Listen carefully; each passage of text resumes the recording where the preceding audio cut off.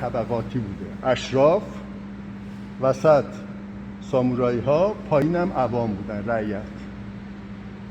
سامورایی ها اتصال بین اشراف و رعیت بودن. سامورایی های شاخصی که در خدمت امپراتور و خانها بودن، سامورایی ضعیفی که به نون شبشون محتاج بودن، به خاطر یه ظرف برنج سرباز خوانین بودن، مرزبان بودن، کارهای کوچیک میکردن.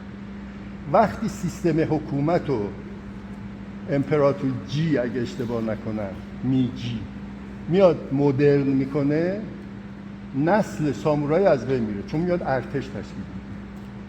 اولا مقاومت کنن. شاید فیلم آخرین سامورایی رو دیده باشید، داستان از بین رفتن سامورایی هاست و تشکیل ارتش رسمی که با کمک اروپایی ها شکل میده و طبقات از بین میره. ولی تفکر سامورایی در ژاپنیا میمونه. بعدها کاراته‌ای که اصالتاً اوکیناواییه و چینیه، وقتی میاد تو ژاپن اساتیدی پیدا میکنه که اینا مفتخرن به این که 2 نسل 3 نسل 5 نسل قبلشون سامورایی بوده.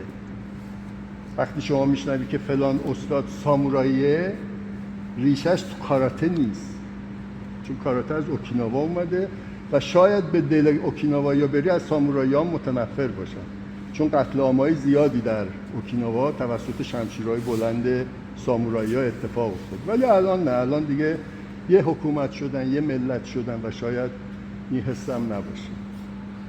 به هر حال کاراته در مسیر زمان خودش آروم آروم شده کاراته اسپورت، یعنی از رزم به ورزش تبدیل شده. کی شده؟ زمانی که